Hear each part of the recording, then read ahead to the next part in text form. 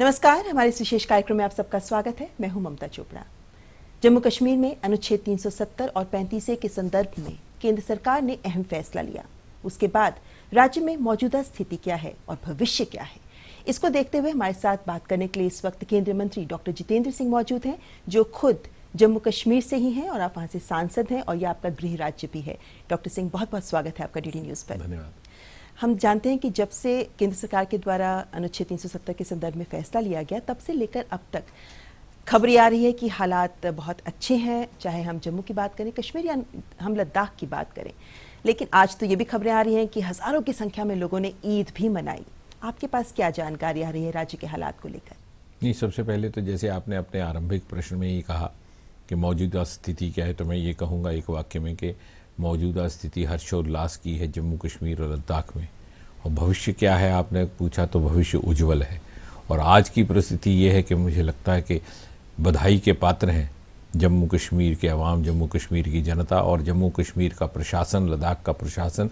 जिस प्रकार शांतिपूर्वक ढंग से आज ईद का त्यौहार मनाया गया, नमाज अदा की गई और कई वर्षों के बाद मुझे लगता है, क्योंकि जब से आतंक वहाँ पर आतंक का दौर जारी है पिछले 25-30 वर्षों में, तो कई वर्षों के बाद इस प्रकार बिना किसी दुर्भाग्यपूर्ण घटना के, बिना किसी नामुराद वाक़या के, इस प्रकार से पूरी पाकीज़गी के साथ, जैसे कि कुरान का कथन है, आज नमाज अदा की गई। और जो एक रिस्ट्रिक्शंस या जो प्रिकॉशनरी मेजर्स हर बरस सुरक्षा एजेंसियों की ओर से लागू किए जाते हैं, तो स्वाभाविक है, इसलिए कि ऐसे समय पे पाकिस्तान किसी न किसी शरारत पर आमदा रहता है।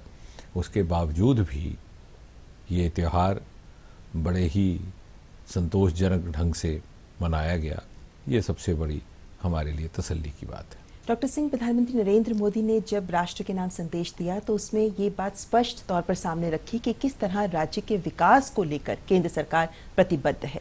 ऐसे में जानना चाहेंगे आपसे कि अब आगे के रोड मैप को लेकर क्या काम हो रहा है, किस तरह की प्राथमिकताएं लेकर केंद्र सरकार अब आगे चल रही है? देखिए, यदि आप पिछले 5 वर्ष के इस मोदी सरकार के रिकॉर्ड को देखें तो आपको ये ध्यान में आएगा कि जिस प्रकार की प्राथमिकता और जिस प्रकार की तवज्जो मोदी सरकार की ओर से इन दूर दराज के प्रदेशों को दी गई, जिसमें पूर्वोत्तर भी शामिल था और जम्मू कश्मीर विशेषकर, उस तरह की कई दशकों में देखने को नहीं मिली। व्यक्तिगत तौर पर भी जो पर्सनल आउटरीच रहा है प्रधानमंत्री का, वो अद्भुत रहा। सरकार बनने के कुछ ही महीने के बाद 2014 में, हम ये ना भूलें कि जो पहली दीपावली थी 2014 की, और आप जानते हैं कि हमारे समाज में पहली दीपावली का कितना महत्व रहता है। तो प्रधानमंत्री मोदी ने पहली दीपावली कश्मीर घाटी में बाढ़ पीड़ितों के बीच में मनाई थी। उसके उपरांत उसके एक ही वर्ष के बाद, स्वतंत्रता के बाद से लेकर के आज तक का सबसे बड़ा पैकेज 80,000 करोड़ रुपया, जो बढ़ कर के बाद में 1.25 लाख करोड़ रुपया हुआ, प्रधानमंत्री ने उसकी घोषणा की श्रीनगर में एक जनसभा में। उस घोषणा के साथ साथ ये भी कहा कि मेरी सरकार की तिजोरी सदा खुली रहेगी कश्मीर के लिए। तो मुझे लगता है कि इस प्रकार की प्रतिबद्धता और जिस प्रकार के अनेकों प्रोजेक्ट्स पिछले 5 वर्षों में आए हैं, 5-5, 7-7 मेडिकल कॉलेज, 2-2 एम्स, विश्व का सबसे ऊंचा रेलवे ब्रिज रियासी में निर्माणाधीन है, जो मेरे ही क्षेत्र का हिस्सा है। नाशरी का एक टनल है जो एशिया का सबसे बड़ा टनल माना जाता है। ये सारा कुछ प्रधानमंत्री मोदी के कार्यकाल में हुआ। एक्सप्रेस कॉरिडोर बनने जा रहा है कटरा से लेकर के दिल्ली तक। लेकिन अब अंतर ये रहेगा कि अनुच्छेद 370 के हट जाने के बाद कि जो राशि प्रदेश में पहुंच रही थी, उसके एक एक पैसे का सही मायने में उपयोग होगा, जो शायद पहले कहीं ना कहीं खो जाता था, या भ्रष्टाचार के कारण या किसी और कारणों से। इसके अतिरिक्त एक बहुत महत्वपूर्ण अंतर ये भी रहेगा, क्योंकि मोदी सरकार की प्रतिबद्धता रही है स्थानीय इकाइयों को सुदृढ़ करने में, उनके सशक्तिकरण में। पंचायतों के, हम ये कैसे भूल सकते हैं कि पंचायतों का चुनाव कई वर्षों के बाद प्रधानमंत्री मोदी के व्यक्तिगत हस्तक्षेप से पिछले वर्ष हुआ और लगभग 4,000 से अधिक पंचायतें चुन करके आई। और ये 370 अनुच्छेद हट जाने के बाद और केंद्र शासित प्रदेश बन जाने के बाद पहली बार 73 और 74 जो संशोधन है संविधान का, जो पंचायतों के साथ संबंधित है, ये वहाँ लागू होगा। और विडंबना ये है, और मुझे विश्वास है कि कभी ना कभी इतिहासकार इस बात का विश्लेषण करेंगे कि सरकारें कांग्रेस और नेशनल कॉन्फ्रेंस की रहीं और ये अनुच्छेद ये संशोधन कांग्रेस सरकार के द्वारा लाया गया था जब प्रधानमंत्री राजीव गांधी थे। लेकिन क्या कारण थे कि उसे लागू नहीं किया गया? क्योंकि उसके माध्यम से जितनी भी राशि केंद्र से निर्धारित की जाती है पंचायतों के लिए या स्थानीय इकाइयों के लिए, वो सीधी सीधी वहाँ पर निर्वाचित प्रतिनिधियों के पास जाती है, पंचों सरपंचों के पास जाती है, काउंसिलर्स के पास जाती है। शायद पिछली सरकारें नहीं चाहती थी, वो चाहती थी कि वहाँ मंत्रियों और मंत्रालय के माध्यम से जाए, और इसलिए जहाँ कहीं भी कोई कोताही हो रही थी उसकी भरपाई अब होने वाली है। जी, लेकिन एक आम नागरिक जो जम्मू कश्मीर का है वो ये भी समझना चाहता है कि आखिर इन अनुच्छेद के हटने से, क्योंकि कहीं ना कहीं एक मेंटल बैरियर तो रहा है इस अनुच्छेद का जम्मू कश्मीर के निवासियों के लिए, अब इनके निष्प्रभावी, आंशिक रूप से अनुच्छेद 370 के निष्प्रभावी होने के बाद जम्मू कश्मीर और लद्दाख, इन तीनों क्षेत्रों के लोगों का जीवन किन मायनों में बेहतर हो सकता है? नहीं, सबसे पहले तो यदि आप मेंटल बैरियर की बात कहें तो मैं इसमें ये बात जोड़ दूं कि इससे आइसोलेशन हो गया था एक प्रकार का जम्मू कश्मीर के नागरिकों का, वहाँ के युवाओं का। और वो भी ये बात चाहे अक्सर नहीं कही जाती, लेकिन मैंने इसको सदन में भी कहा कि ये एक कारण था कि आतंक को वहाँ बढ़ावा देने का अवसर मिला पाकिस्तान को और अन्य तत्वों को, क्योंकि उस आइसोलेशन के माहौल में उन युवाओं की मानसिकता के साथ आप खेल सकते थे, उनको अपने ढंग से आप मोल्ड कर सकते थे और अंत तक की और आप उनको धकेल सकते थे। यदि ये आइसोलेशन ना होता, यदि उनको भी उसी प्रकार दूसरे युवाओं की तरह विकसित होने का अवसर रहता जैसे बाकी देश में, तो शायद ये वातावरण इतना ख़राब ना होता। दूसरा, जैसे कि आप जानते हैं कि वहाँ की बेटियों के साथ जो अन्याय हो रहा था, भले वो मुस्लिम हैं कि हिंदू हैं कि सिख हैं, कि उन्हें अपने अधिकारों से वंचित कर दिया जाता था यदि वो विवाह बाहर करते थे। तो ये व्यक्तिगत सामाजिक स्तर पर तो है ही है। पश्चिम पाकिस्तान से जो शरणार्थी वहाँ आए थे, 70 वर्ष से वहाँ पर रह रहे थे, परंतु उनको नागरिकता अधिकार से वंचित किया गया, बावजूद इसके कि जो दिल्ली रह कर के आए वो बड़े बड़े पदों पर आसीन हुए। उनमें से 2 प्रधानमंत्री भी हुए, डॉक्टर मनमोहन सिंह जी, इंद्र कुमार गुजराल। इन सारी कुताहियों की भरपाई, और मुझे लगता है इस प्रकार का उदाहरण आपको विश्व भर में कहीं नहीं मिलेगा कि 70 वर्ष में तो आप विदेश में जाएं तो वहाँ पर भी आपको वहाँ की नागरिकता प्राप्त हो जाती है। जानबूझ करके एक राजनीतिक षड्यंत्र के तहत वोट बैंक की राजनीति का पालन करते हुए इस तरह से अनुच्छेद 370 का दुरुपयोग किया गया कुछ एक पार्टियों ने, कुछ एक परिवारों ने, ताकि उनकी प्रभुसत्ता बनी रहे और खुले वातावरण में प्रजातंत्र ना पनप सके। और मुझे लगता है कि इस निर्णय के बाद कुछ ही वर्षों में, 3-4 वर्षों में ही आपको एक बहुत ही क्रांतिकारी बदलाव देखने को मिलेगा विकास की दृष्टि से, जिसकी गति बहुत तीव्र होने वाली है, बड़ी तेजी से बढ़ने वाली है। और सामाजिक स्तर में भी जिस तरह से लोगों की मानसिकता और उनके स्वभाव में और उनके आत्मविश्वास में एक वृद्धि होने वाली है, वो अपने में देखने वाली होगी। डॉक्टर सिंह, कुछ लोगों के द्वारा वहां पर आशंकाएं भी व्यक्त की जा रही हैं। उदाहरण के तौर पर उनका ये मानना है कि अगर इस तरीके से बाहर के लोग का फ्रीली आना जाना हो जाएगा तो भीड़ बहुत बढ़ जाएगी, या फिर युवाओं की यह आशंका है कि भाई जो सरकारी नौकरियां हैं क्या उन पर और लोगों का भी कब्जा हो जाएगा। इनको लेकर आप उन्हें कैसे आश्वस्त? ये इस प्रकार की आशंकाएं और धारणाएं वो लोग फैला रहे हैं जिन्हें लगता है कि उनके भविष्य का अंत हो जाएगा अनुच्छेद 370 के जाने से, जो एक भ्रम फैला करके सारे देश में बैठे थे कि यहाँ पर यदि कोई सरकार चला सकते तो हम चला सकते हैं, व्यवस्था चला सकते हैं। अन्यथा आप मुझे एक सीधा ये प्रश्न उठता है कि बाकी देश में अगर 370 अनुच्छेद नहीं है तो क्या जम्मू कश्मीर का नागरिक पंजाब पुलिस में भर्ती हो सकता है क्या? या जम्मू कश्मीर का नागरिक मध्य प्रदेश में जाकर के नौकरी ले सकता है क्या? उसके रूल्स अलग तरह से निर्धारित हैं। कहाँ किसको नौकरी देनी है उसके एक मापदंड निर्धारित हैं, जो जिनका पालन देश भर में होता है। और ये तो बात कहीं समझ में नहीं आती और ना ही ये विश्वास करने योग्य। अगर ऐसी बात होती तो कश्मीर में जो आज तक बेरोजगार युवा रहे या जिन्हें कश्मीर की पुलिस में, जम्मू कश्मीर की पुलिस में भर्ती नहीं मिलती थी, वो क्यों नहीं पठानकोट जाकर के पंजाब पुलिस में भर्ती हो जाते? जो युवा या जो लोग इस प्रकार की शंका प्रकट करते हैं उनसे ये प्रश्न पूछना चाहिए कि भाई आप बेरोजगार थे तो क्या आप पंजाब पुलिस में जाके भर्ती हुए या आप हरियाणा पुलिस में जाके भर्ती हुए? कि नहीं हुए इसलिए कि वहाँ पे कुछ मापदंड है, वही मापदंड यहाँ भी लागू होंगे। अब यूनियन टेरिटरी अगर दिल्ली है तो इसका क्या मतलब हुआ कि दिल्ली की भी यूनियन टेरिटरी में आकर के दूसरे प्रदेशों के लोग इस तरह से नौकरी प्राप्त करते? तो वो बात ही, विषय ही अलग है। जानबूझ करके कन्फ्यूजन पैदा करने का प्रयास किया जा रहा है उन लोगों के द्वारा जिन्हें लगता है कि उनका अपने स्वार्थ पर किसी न किसी तरह से अंकुश लगेगा इस नई व्यवस्था में। जी, यानी कई तरह की भ्रांतियां फैलाने की कोशिश की जा रही है जिन पर लगाम लगाना जरूरी है, खासकर तब जबकि जम्मू कश्मीर के लोगों को यह समझना बहुत जरूरी है कि उनके अधिकारों का संरक्षण के प्रति भी प्रतिबद्ध है केंद्र सरकार। राज्य के आर्थिक विकास को लेकर आगे क्या रोड मैप हो सकता है, इस पर बात करेंगे, लेकिन फिलहाल यहाँ रुकेंगे एक ब्रेक के लिए। आप बने रहे हमारे साथ, देखते रहे हमारी एक खास मुलाकात।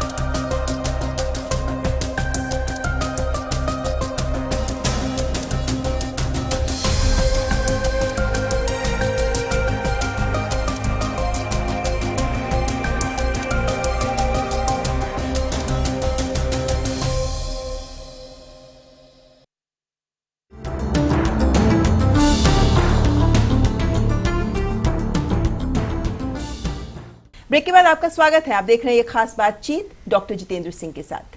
डॉक्टर सिंह, जम्मू कश्मीर और लद्दाख, ये तीनों क्षेत्र अपने तरह के बिल्कुल अलग विभिन्नताओं वाले क्षेत्र हैं और विभिन्नताओं के साथ साथ विशिष्टताओं वाले भी क्षेत्र हैं। अभी सबकी नजरें इस पर लगी हैं कि इन क्षेत्रों के आर्थिक ढांचागत संपूर्ण विकास को लेकर केंद्र सरकार क्या कुछ करने जा रही है। अभी आपने बताया कि किसे किसे लगभग 1.25 लाख करोड़ का पैकेज है जो पहले से ही कार्यरत, जिस पर काम चल रहा है, परियोजनाएं आगे बढ़ रही हैं। लेकिन आपको लगता है कि एक अलग रोड मैप और प्लान के साथ अब केंद्र सरकार आना चाहेगी, क्योंकि हर क्षेत्र का विकास अपने नजरिए में महत्वपूर्ण है। सबसे बड़ा अंतर यह है कि यदि हम तीनों क्षेत्रों के संतुलित विकास की भी बात करें तो उसी संतुलित विकास का कहीं ना कहीं हनन हुआ है, क्योंकि राजनीतिक प्राथमिकताओं के चलते जो भी सरकारें रहीं शासन में, उन्होंने एक क्षेत्र का दूसरे क्षेत्र की तुलना में अवहेलना की। और यही कारण था कि कई वर्षों से जम्मू के क्षेत्र से, लद्दाख के क्षेत्र से ये शिकायत आती रही कि उनके साथ भेदभाव हो रहा है। जब ये क्षेत्र केंद्र शासित हो जाएगा, जब अनुच्छेद 370 जाता रहेगा, तो उस प्रकार की शिकायत की गुंजाइश नहीं रहेगी। और उस शिकायत के चलते जहाँ एक और आर्थिक और सामाजिक असंतुलन भी बन रहा था, वहीं दूसरी ओर मानसिक द्वेष भी पैदा हो रहा था। ऐसे में डॉक्टर सिंह, जो सरकारी कर्मचारी हैं उनका भविष्य क्या होगा, एक ये भी सवाल, और साथ ही एक सवाल ये भी कि जब 31 अक्टूबर को ये दोनों संघ शासित प्रदेश बन जाएंगे, उसके बाद ये जो आर्थिक पैकेज दिया गया था राज्य को, उसका आगे क्या भविष्य होगा? नहीं, जहाँ तक आर्थिक पैकेज का संबंध है वो तो जारी रहेगा, और उसमें आगे भी जिस प्रकार का संज्ञान लेकर के कुछ और सहयोग की आवश्यकता होगी, केंद्र उसका सहयोग करेगी। लेकिन आपने एक बहुत बढ़िया प्रश्न ये पूछा कि सरकारी अधिकारियों का क्या होगा, और इस विषय पर अभी तक चर्चा नहीं हुई है पिछले 3-4-5 दिन में। और ये बड़ा महत्वपूर्ण विषय इसलिए भी है कि जो छोटे प्रदेश होते हैं, जैसे जम्मू कश्मीर है, वहाँ पर बड़ी भारी जनसंख्या का हिस्सा सरकारी कर्मचारियों का होता है। 125 लाख के लगभग यदि जम्मू कश्मीर की जनसंख्या है, तो उसमें से लगभग 5 लाख सरकारी कर्मचारी हैं। अब आप तो देख लीजिए, अगर परिवार के प्रत्येक में 4 या 5 सदस्य भी हैं तो लगभग 25 लाख लोग हो गए जो सरकारी नौकरी और सरकारी वेतन पर निर्भर हैं। इसी प्रकार वहाँ पर 1.5 से 2 लाख पेंशन प्राप्त करने वाले हैं। अब उनके परिवारों की संख्या भी लीजिए तो 4-5 लाख वो भी बन गए। कुल मिलाकर के आप ये अनुमान लगा सकती हैं कि लगभग 30 लाख 125 लाख में से ऐसे लोग हैं जो सरकारी वेतन और सरकारी सुविधा पर निर्भर हैं। अब उनको क्या लाभ मिलेगा? अद्भुत लाभ मिलेगा। इसका एहसास तब होगा जब वो मिलना शुरू होगा। जहां 7th पे कमीशन हर प्रदेश में किसी स्तर तक लगता है, जब वो केंद्र शासित प्रदेश है जैसे दिल्ली की तरह, तो नीचे तक, चपरासी तक उसकी सुविधाएं लागू होंगी। CGHS के कार्ड, सेंट्रल हेल्थ सर्विस। अन्यथा क्या होता है कि प्रत्येक राज्य सरकार अपने कर्मचारियों को अपनी सुविधा के अनुसार या अपनी क्षमता के अनुसार एक मेडिकल अलाउंस देती है, कहीं 500, कोई 1000। यहाँ जब आपको कार्ड मिल जाएगा तो पूरे के पूरे परिवार को मेडिकल फैसिलिटी और उसकी रीइंबर्समेंट की सुविधा रहेगी, जो एक अपने में एक बहुत बड़ा एक इंसेंटिव है। इसके अतिरिक्त LTC, जो हर 3 वर्ष के बाद केंद्र के कर्मचारियों को उपलब्ध थी। प्रदेशों में नहीं रहती, किसी किसी में रहती, किसी में नहीं रहती। जहाँ जहाँ उनको सुविधा होती है या आर्थिक क्षमता होती है वो करते हैं। इसके अतिरिक्त हाउस रेंट अलाउंस जो श्रेणी के आधार पर रहता है, किस नगर का कौन सी कैटेगरी है, वो वहाँ उपलब्ध रहेगा। तो मुझे लगता है कि आर्थिक दृष्टि से भी और सुविधा की दृष्टि से भी सरकारी कर्मचारियों को वो सभी सुविधाएं और सभी धनराशि के तौर पर भी उस तरह का सहयोग उपलब्ध रहेगा जिस प्रकार का मान लीजिए दिल्ली के किसी कर्मचारी को उपलब्ध है। ये अपने में एक बहुत बड़ा बदलाव आने वाला है। और जब 25-30 लाख जनसंख्या इसकी लाभार्थी होगी 125 लाख में, तो आप समझ सकती हैं कि पूरे के पूरे प्रदेश के समाज में कितना बड़ा बदलाव आएगा। जी, प्रधानमंत्री नरेंद्र मोदी ने एक समाचार पत्र के साथ साक्षात्कार के समय ये भी बताया कि किस तरीके से जम्मू कश्मीर में निवेशकों को आकर्षित करने का भी एक माहौल है। कितना उपयुक्त है ये माहौल? और आप तो खुद जम्मू कश्मीर से हैं, पर्यटन के अलावा और ऐसे कौन से क्षेत्र हैं जिनमें काफ़ी संभावनाएं हैं, जिनको भी एक्सप्लोर किया जाना बाकी है? नहीं, बहुत बढ़िया बात आपने कही और प्रधानमंत्री जी ने जैसे बिल्कुल दुरुस्त फरमाया कि अभी तक इसलिए निवेश में कमी रहती थी या अंकुश रहता था या बाधा रहती थी या हिचकिचाहट रहती थी या संकोच रहता था, क्योंकि वहाँ पर ज़मीन आप स्थायी रूप पर ख़रीद नहीं सकते थे और कोई एक यूनिट स्थापित करने के बाद भी अनेकों इस प्रकार की औपचारिकताएं थीं अनुच्छेद 370 के चलते, जो एक तरह का डीमोटिवेटिंग फैक्टर बनती थी। किसी भी इंडस्ट्री को, इन्वेस्टर को आकर्षित करने के लिए आपको स्वाभाविक है इंसेंटिव्स देने पड़ते हैं, लेकिन जहां डिसइंसेंटिव का माहौल हो तो आने वाला इन्वेस्टर भी चला जाता है। तो मुझे लगता है कि व्यवहारिक तौर पर भी और मानसिक तौर पर भी अधिक से अधिक इन्वेस्टर्स प्रोत्साहित महसूस करेंगे वहां आकर के अपना निवेश करने के लिए। ऐसे में अक्टूबर के जो इन्वेस्टमेंट समिट होना है उससे भी काफ़ी उम्मीदें होंगी सरकार को। निश्चय ही, समिट तो शायद पहले भी उसकी थोड़ी सी योजना बनी थी, लेकिन इस बदले हुए वातावरण में जो होगा उसका स्वरूप भी कुछ और होगा और उसके परिणाम भी कुछ और होंगे। एक तो डॉक्टर सिंह हम देख रहे हैं कि किस तरीके से केंद्र सरकार राज्य के विकास को लेकर ऊपर से नीचे तक पूरा तंत्र को सक्रिय किया गया है, क्रियाशील है पूरा तंत्र। दूसरी तरफ हम देख रहे हैं कि पाकिस्तान भारत के इस कदम से कितना बौखलाया हुआ है। खबरें ये भी आ रही है कि स्कार्दो में फाइटर जेट उसने डिप्लॉय कर दिए हैं।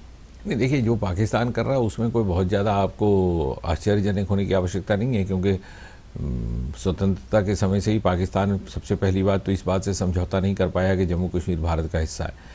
और अब मजबूरी ये है कि पाकिस्तान में जो भी सत्ता पे आसीन होती है सरकार, उसकी मजबूरी बन जाती है कि वो कश्मीर का आलाप जपती रहे। नहीं तो आपने देखा हशर जो जुल्फ़िकार अली भुट्टो का हुआ, बेनज़ीर भुट्टो का हुआ, नवाज शरीफ का हुआ। लेकिन अंतर अब ये है कि पिछले 3-4 वर्षों में मोदी सरकार के चलते और प्रधानमंत्री मोदी की जो पर्सनल आउटरीच रही है, फॉरेन आउटरीच, उसके परिणाम स्वरूप विश्व भर में भारतीय दृष्टिकोण को स्वीकृति मिली है आतंक के प्रति, या पाकिस्तान की जो भूमिका रही है आतंक को बढ़ावा देने में, उसके प्रति जो भारत का दृष्टिकोण है इसको स्वीकार किया जा रहा है उन देशों के द्वारा भी जो शायद कुछ साल पहले तक नहीं करते थे। और इसलिए पाकिस्तान जो भी कहता है करता है, उसकी कोई बहुत अधिक मान्यता नहीं रही विश्व में, तो एक डिप्लोमेटिक स्तर पर।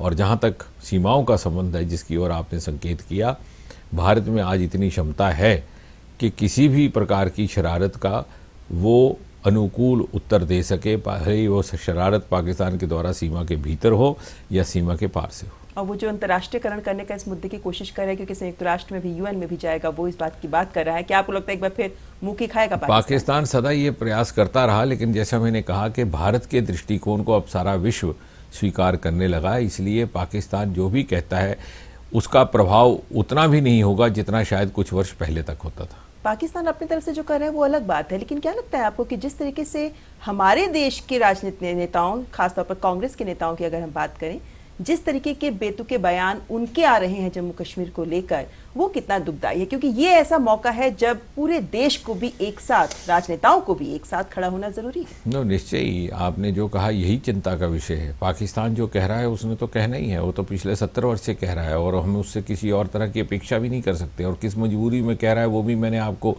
अभी उसकी व्याख्या की। परंतु चिंता का विषय ये है और देश की जनता को ये फैसला करना है कि जो लोग अपनी राजनीतिक रोटियां सेकने के लिए इस प्रकार की बातें करते हैं, जो एक रेफरेंस पॉइंट बन जाए इस्लामाबाद की सरकार के लिए अपनी बयानबाजी के लिए, वो चिंता का विषय है। और इस प्रकार के नेता जो अपने आप को भावी प्रधानमंत्री समझते हैं, यदि वो इस प्रकार की बयानबाजी करते हैं तो देश को ये फैसला करना है कि क्या वो जिस प्रकार से अपने आप को प्रोजेक्ट कर रहे हैं उस प्रकार के सम्मान और स्थान के काबिल हैं भी कि नहीं। और ऐसे में जबकि हम जानते हैं कि विश्व में भी जो कुछ हो रहा है जम्मू कश्मीर में, मौजूदा जो हालात हैं आज के, उनको लेकर गलत खबरें छा रही हैं, उन खबरों का हवाला जब देते हैं कांग्रेस के नेता तो वाकई उनको भी कोई सलाह दी जानी चाहिए ऐसे वक्त में, क्योंकि हमारी सरकार, हमारी राष्ट्रीय सुरक्षा एजेंसियां सही तस्वीर क्या है वो लगातार सामने रख रही हैं। देखिए, पहली बात तो ये है कि ये जो फेक न्यूज़ या जो इस प्रकार की बातें हैं उनका आज के ज़माने में कोई तर्क नहीं रहता। ये रियल टाइम रिपोर्टिंग का ज़माना है। आप अपने कंप्यूटर पर सैटेलाइट के माध्यम से किसी भी जगह फोकस करके खुद स्वयं देख सकते हैं क्या सच है क्या झूठ है, तो इसलिए इस बात का कोई अर्थ नहीं। अब जहाँ तक कांग्रेस पार्टी या दूसरे लोग कहते हैं, अब हमको उनके आंतरिक मामलों में दखल देने का कोई ना रुचि है और ना ही शौक, परंतु जितनी बातें वो इस प्रकार की करेंगे वो स्वयं को, अपने आप को देश की जनता से अलग थलग पाएंगे, क्योंकि देश की सारी जनता इस समय इस निर्णय के हक में है और ये देश की भावना है। जो इसके विपरीत बात करेगा वो अपने लिए ही जोखिम का कारण बनेगा। डॉक्टर सिंह, ऐसे में घाटी में जम्मू कश्मीर राज्य में क्या लगता है आपको कि कब तक हालात पूरी तरह से सामान्य होने की उम्मीद की जा सकती है, और क्या सबसे बड़ी चुनौती इस समय आपको लगती है? सबसे पहले तो मैं ये कहूँगा कि ये भी कहना पूरी तरह से उचित नहीं होगा कि हालात असामान्य हैं, क्योंकि जिस प्रकार की कुछ पाबंदियां या रिस्ट्रिक्शंस ईद के अवसर पर लाई गई हैं, ये हर वर्ष होती रही हैं, विशेषकर जब से 25-30 वर्ष से आतंक चल रहा है, और विशेषकर इस वर्ष क्योंकि स्वतंत्रता दिवस भी बिल्कुल साथ साथ है जी। और इस तरह की हर वर्ष पाबंदियां लगाई गई हैं, क्योंकि पाकिस्तान आमादा रहता है शरारत करने के लिए इस प्रकार के अवसरों पर। अन्यथा चाहे जम्मू है, चाहे लद्दाख है, चाहे कश्मीर घाटी है, श्रीनगर की गलियों कूचों में भी लोग, आम इंसान इस निर्णय को लेकर के उत्साहित है, संतुष्ट है, क्योंकि कश्मीर का आम नागरिक, विशेषकर वहाँ का युवा, बड़ा एस्पिरेशनल है। तभी तो वो हर साल सेंट्रल सिविल सर्विसेज IAS में टॉपर्स आते हैं, वहाँ से IIT JEE के इम्तहान में, NET के जो मेडिकल कॉलेजेस की परीक्षा है उसमें दर्जनों की संख्या में आतंक प्रभावित ज़िलों से बच्चे बाहर आते हैं उत्तीर्ण होकर के देश भर के कॉलेजेस में दाखिला लेने के लिए। तो इसलिए वो समझते हैं, उनमें इतनी जागरूकता है कि जिस प्रकार इस समय देश में, भारत में अद्भुत नए आयाम खुले हैं, वो उससे अपने आप को वंचित नहीं रखना चाहता और इसलिए हालात सामान्य हैं। कुछ एक पाबंदियां या कुछ एक एहतियाती जो कदम उठाए जाते हैं इस प्रकार के अवसरों में, वो तो चलता ही रहेगा, वो तो एक सुरक्षा संबंधित एक व्यवस्था है, उसका हिस्सा है। ऐसे में अंत में आप जम्मू कश्मीर के आवाम को, जम्मू कश्मीर के युवाओं को क्या संदेश देना चाहेंगे? सबसे पहले तो बहुत बड़ी मुबारकबाद कि अनुच्छेद 370 से उनको आज़ादी मिली। एक आज़ादी उन्हें 1947 में प्राप्त हुई थी, लेकिन पूर्णतः अब उन्हें स्वतंत्रता का एहसास होगा, क्योंकि उन्हें स्वतंत्रता का मूल अर्थ क्या है, जो राजनीति के शास्त्री रहे हैं उनका भी ये कहना है कि प्रजातंत्र, डेमोक्रेसी का अर्थ ये है कि हर व्यक्ति को, उसको एक समान अवसर प्राप्त हो, और जो अवसर प्राप्त नहीं हो रहे थे तो ये कहीं ना कहीं स्वतंत्रता अधूरी थी, उन्हें स्वतंत्रता प्राप्त हुई। और दूसरा, क्योंकि आज हम बैठे हैं इस वार्तालाप में, तो जिस प्रकार ईद पूरी अकीदत के साथ, अनुशासन के साथ, शांतिपूर्वक ढंग से मनाई गई है, इसके लिए कश्मीर, जम्मू, लद्दाख के लोगों को भी बधाई और वहाँ के प्रशासन को भी। बहुत बहुत शुक्रिया डॉक्टर सिंह हमारे साथ बात करने के लिए, और ये उम्मीद करते हैं कि जिस सोच के साथ केंद्र सरकार काम कर रही है उस सोच में वो सफल साबित हो और जम्मू कश्मीर का संपूर्ण एकीकरण भारत के साथ सफलतापूर्वक हो। बहुत बहुत शुक्रिया डॉक्टर सिंह हमारे साथ बात करने के लिए। तो ये थे डॉक्टर जितेंद्र सिंह हमारे साथ बात करने के लिए जम्मू कश्मीर के मौजूदा हालात के साथ साथ जम्मू कश्मीर के भविष्य के लिए भी। जम्मू कश्मीर पर DD न्यूज़ पर लगातार कवरेज जारी